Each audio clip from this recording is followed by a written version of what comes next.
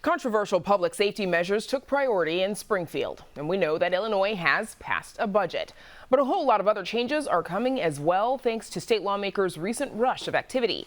Amanda Vinicky is here with a rundown. Amanda.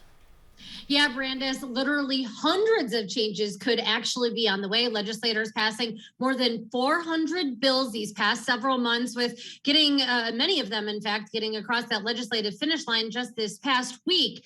So for the next couple of minutes, I'm going to give you the Cliff Notes version of some of them. One, an extension of a recent law that got a lot of attention. That's a law that bans schools from punishing students for having ethnic hairstyles. This bill would forbid companies from discriminating against someone because they've got an afro or braids. State Representative Jahan Gordon Booth says Black people have lost out on jobs and opportunities for advancement because their hairstyle didn't conform with Eurocentric standards. It's not just about simply prohibiting harm, but it is a statement that frankly needs to be made. And that statement is that Black women and the way that they wear their hair is more than sufficient. For far too long, many women who have worn natural hair or protective hairstyles have been told that their hair was unprofessional or unruly. Other measures heading to the governor's desk include bills to ensure that groceries stores show both the original and sale price when you check out.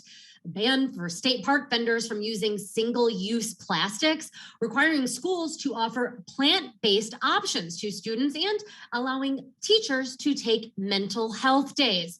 Now, other measures are going to deal with something that a lot of us do, and that is driving. Makes it clear that speeding in a park will be treated the same as if you were penalized for speeding in a school zone. That, of course, does bring a heftier fine or penalty than if you were speeding elsewhere. Now, another measure makes it illegal to block traffic by performing stunts on streets or on cars, something that Representative LaShawn Ford has been an issue in Chicago, like on the Eisenhower.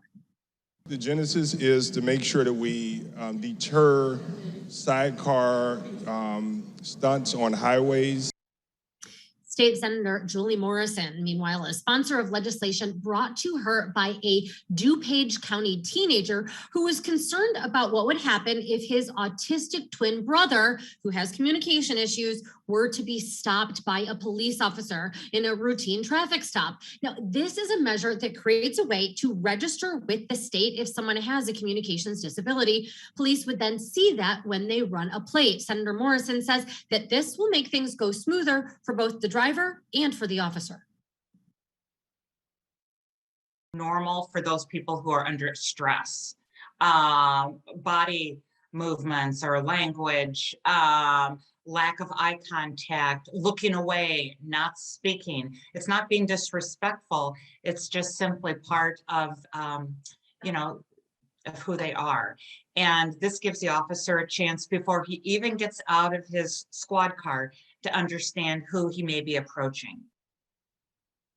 Now, those of you who live in Chicago may recall in 2016 when Illinois closed all vehicle emissions testing centers in the city.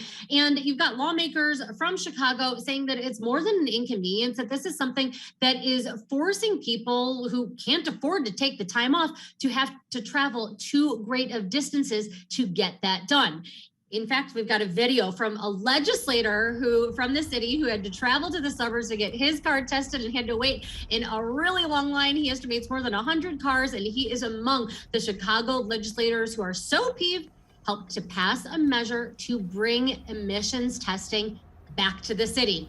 Now, meanwhile, as public health officials are encouraging people to get their COVID vaccines or boosters, a measure passed that would expand the pool of healthcare professionals who can administer those shots to optometrists. Optometrists, eye doctors, being allowed to give the COVID vaccine, but only to adults. Now, finally, yes, if you were, sleeping under a rock, it is an election year this year. That does include contests for the state Supreme Court that are expected to get really competitive. Democrats approved a measure that will limit campaign contributions in judicial contests. I believe that this will go a long way to making sure that circuit judge races, appellate court judge races, and also Supreme Court judge races are free of the politics and the big money spending that we've seen over and over in our judicial races. Republicans say that the true motivation not to protect the judiciary, but for Democrats to give their own party a leg up. I find it incredibly rich and immensely hypocritical to hear those words uttered. Let's just review the series of events that happened in the Illinois judiciary over the last couple of years. Every time we do election, quote, reform in this body, it's to benefit one side of the aisle. It's not about making things fair. Now, outside experts have questions the constitutionality of setting those campaign limits, so we'll see where it goes. That measure, by the way, also creating a task force that's going to look into, in the future, creating publicly financed campaigns for judicial contests.